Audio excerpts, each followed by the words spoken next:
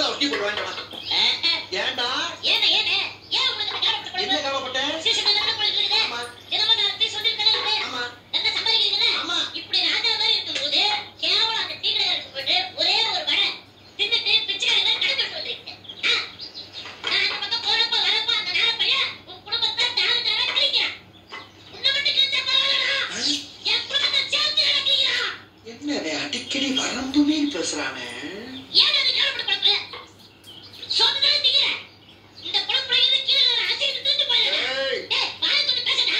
வாய் வேணாம்ங்க. நீ பேச மாட்டே.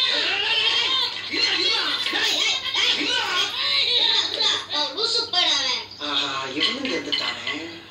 எனக்கு டீ ஆனடா. மிஞ்சிட்டானே. விரட்டிடலாமா? விரட்டினா தூங்கும்போது தலையில கல்ல போட்டு கொண்டுருவாங்க. ஜாக்கிரதையா கேஸ் பண்ணுவோம். ஏன்னா என்ன திட்டாலும் அவன் இங்க தான் வந்து ஆனா அப்ப பாத்து அம்படி பாருங்க. என்னடா இது? ஒரு வேன் மட்டும் புடிஞ்ச கிளப்பிட்டு வருது. எது பக்கத்து ஊருக்காரங்களா? இருக்கும்.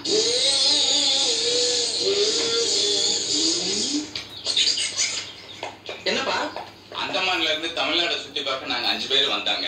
சரி. வந்த இடத்துல நண்பர் ஹார்ட் அட்டாக்ல இறந்து போயிட்டாரு. ஓஹோ. திரும்ப அவரை ஊருக்கு கொண்டு போனோம்னா பாடி தாங்காது.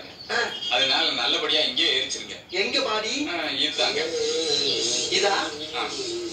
சார், இந்த ஊர்ல யார் செத்தாலும் தொண்டா பந்தா ஜாதி தனா இப்படி படைபலத்தோட வர்ற பணத்தை எரிச்சுதான் எங்களுக்கு வழக்கம். இப்படி 4 பேர் மட்டும் ஒரு பணத்தை தோள தூக்கி கொண்டாந்து எரினா எரிக்க மாட்டேன் சார். வேற சுடுகாட்ட பாருங்க, கிளம்புங்க. சார் கொஞ்சம் தயவு பண்ணுங்க சார். இவன் நேர்த்தியா இருக்கான் சார். இவன் வச்சுட்டு எங்கேயும் சுத்தவும் முடியாது சார். கொஞ்சம் தயவு பண்ணுங்க சார். சத்தியமா முடியாது. நீங்க போலீஸாச்சு கூட்டி வாங்க. 10,000 ரூபாய் தரவங்க சார். 1 லட்சம் ரூபாய் கொடுத்தா சரி சார். நான் இந்த மாதிரி பணத்தை எரிக்க மாட்டேன் சார். வெளியே போங்க சார்.